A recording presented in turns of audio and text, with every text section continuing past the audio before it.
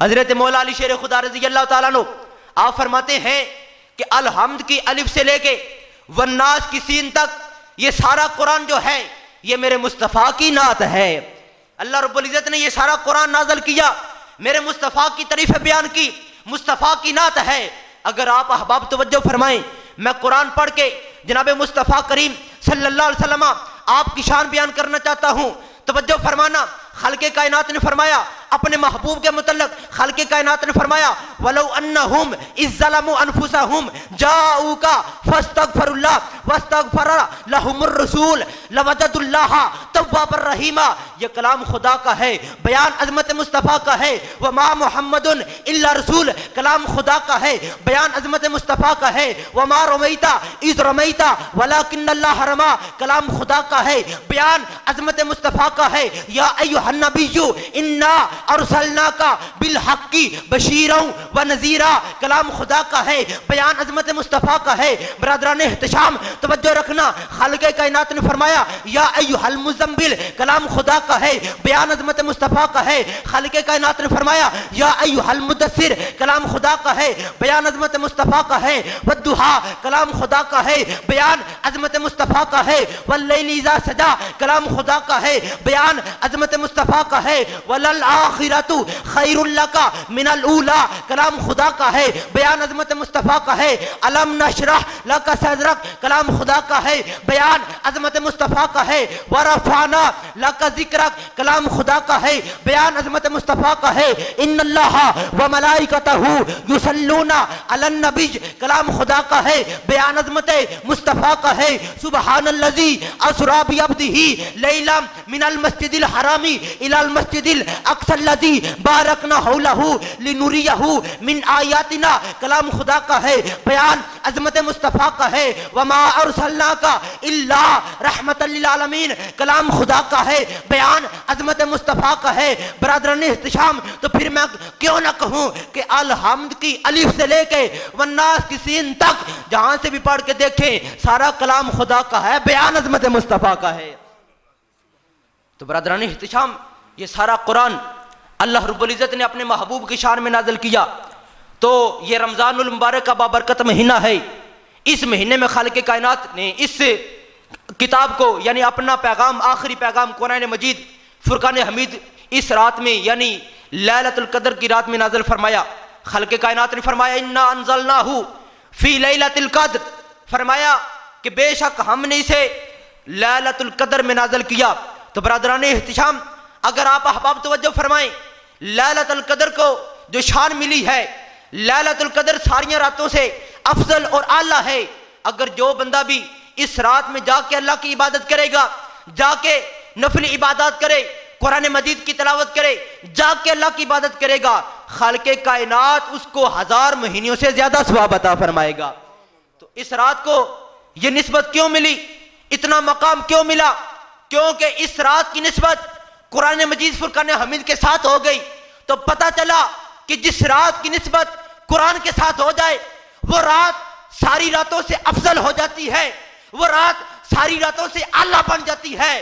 اگر جس انسان کی نسبت قرآن کے ساتھ ہو جائے، جو بندہ قرآن کے ساتھ محبت کرے گا، قرآن کے احکامات پر عمل کرے گا، قرآن کے مطابق اپنی زندگی بسر کرے گا، خالق کائنات اس کو کتنا مقام عطا فرمائے گا۔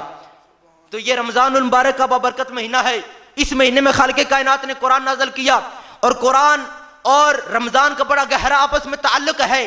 تو ایک حدیث پیش کر کے میں اپنی گفتگو ختم کروں گا کہ صحابہ کرام کا جمع غفیر ہے۔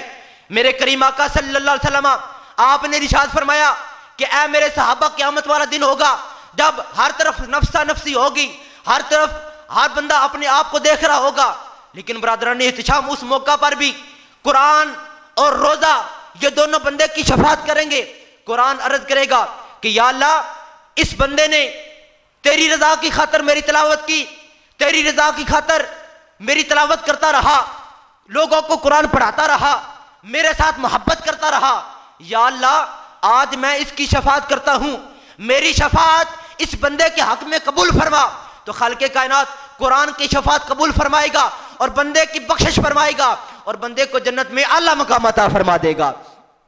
اسی طرح جب روزے کی باری آئے گی، روزہ عرض کرے گا کہ یا اللہ اس بندے نے تیری رضا کی خاطر مجھے رکھا اور میں نے اسے کھانے سے دور رکھا. بظاہر اس کے سامنے کھانا موجود تھا اور طرح طرح کے کھانے موجود تھے, دنیا کی ہر قسم کی نعمت اس کے سامنے تھی, لیکن اس نے آگے ہاتھ نہیں بڑھایا, اپنے منہ کے قریب نہیں کیا, پانی اپنے منہ کے قریب نہیں کیا. یا اللہ اس کو میں نے کھانے سے دور رکھا, پینے سے دور رکھا, شہوت سے دور رکھا. یا اللہ آج میں اس بندے کی شفاعت کرتا ہوں, یا اللہ آج میری شفاعت اس بندے کے حق میں قبول فرما. تو خالق کائنات روزے کی شفاعت قبول فرمائے گا اور خالق کائنات اور اس بندے کی بخشش فرمائے گا اور بخشش فرما کے اس بندے کو جنت میں اعلیٰ مقام عطا فرما دے گا. تو برادران احتشام, ہمیں کوشش کرنی چاہیے کہ ہم اپنی اولادوں کو قرآن پڑھائیں. میرا آخری پیغام یہی ہے. آج لوگ کہتے ہیں کہ ہماری جو اولاد ہے وہ ہمارا کہنا نہیں مانتی, اپنے والدین کی بے ادب ہو چکی ہے, اپنے والدین کی نافرمانی اپنے والدین کی نافرمان ہو چکی ہے. اصل مسئلہ یہ ہے کہ ہم نے قرآن کو دور کر دیا, اپنے آپ سے قرآن کو دور کر دیا, اپنی اولاد کو قرآن سے دور کر دیا.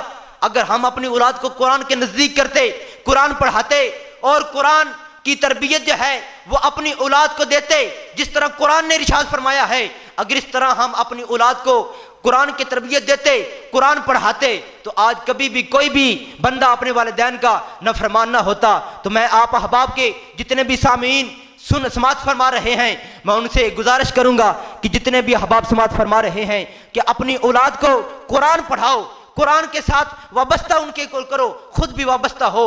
جب ہم قرآن کے ساتھ مضبوط ہو جائیں گے, قرآن کا تعلق ہمارے ساتھ مضبوط ہو جائے گا, اللہ ہمیں اس جہان میں بھی کامیابیاں عطا فرمائے گا اور اگلے جہان میں بھی کامیابیاں عطا فرمائے گا.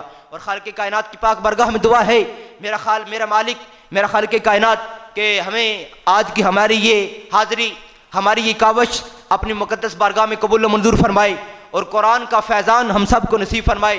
ہم سب کو قرآن پڑھنے کی, سمجھنے کی اور قرآن کے احکامات پر ہم سب کو عمل کرنے کی توفیق عطا فرمائے. وآخر دعوانا یا ان الحمد للہ رب العالمین.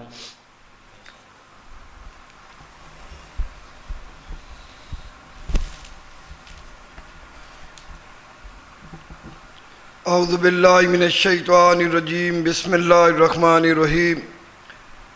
ربنا آتنا فی الدنیا حسنۃ وفی الآخرۃ حسنۃ وقنا عذاب النار وقنا عذاب القبر وقنا عذاب الحشر وقنا عذاب القرض وقنا عذاب المرض وقنا عذاب المیزان وقنا عذاب النار. میرے پاک پروردگار مالک ساڈیاں زندگی دیاں خطاواں نوں معاف فرما دے. میرے پاک پروردگار مالک اسی تیرے گناہگار بندے تیری بارگاہ دے وچ تیری حمد و ثنا کر رہے ہیں, تیرا ذکر کر رہے ہیں, تیرے محبوب دی محبت بیان کر رہے ہیں. سونیا اس دی برکت دا صدقہ ساڈی بخشش فرما دے, ساڈے صغیرہ کبیرہ گناہ معاف فرما دے. اس دی برکت دا صدقہ ہے اس آبادی دے اتے اور امت مسلمان دے حال تے رحم فرما دے. اللہ کریم سونیا ماہ رمضان مبارک دے روزے رکھنے دی اور احترام کرنے دی توفیق عطا فرما دے. میرے پاک پروردگار مالک ہم تیرے گناہگار بندے ہیں, سیاکار بندے ہیں, ہم دن رات گناہوں میں مشغول ہیں. اللہ کریم ہم پہ رحم فرما دے, ہم پہ رحم فرما دے. اللہ کریم ہمارے دلوں کو پاک فرما دے, ہمارے دلوں کو پاک فرما دے, ہمارے گناہوں کو نیکیوں میں تبدیل فرما دے, ہمارے حال پہ رحم فرما دے. میرے پاک پروردگار مالک یہ چند روزے جو رہ گئے ہیں ان کی برکت سے ہماری بخشش فرما دے, ہمارے والدین کی بخشش فرما دے, اہل محلہ کی امت مسلمہ کی بخشش فرما دے. یا اللہ جڑے دوست اس محفل دے اندر شرکت کر رہے ہیں انہاں دے عمل دے اندر, انہاں دی زندگی دے اندر, انہاں دے علم دے اندر خیر و برکت عطا فرما دے. سیال ساؤنڈ والیاں دے سونیا انہاں دیاں جملہ پریشانیاں دور فرما دے اور انہاں دے مزید کاروبار رزق جان مال دے اندر برکت عطا فرما دے. انہاں دے بھی علم دے اندر خیر و برکت عطا فرما دے. میرے پاک پروردگار مالک کے حاضری عاجزی اپنی بارگاہ دے وچ قبول تے منظور فرما دے. وصلی اللہ تعالی علی رسول خیر خلقہ و نور عرشہ و زینت فرشہ محمد مصطفی.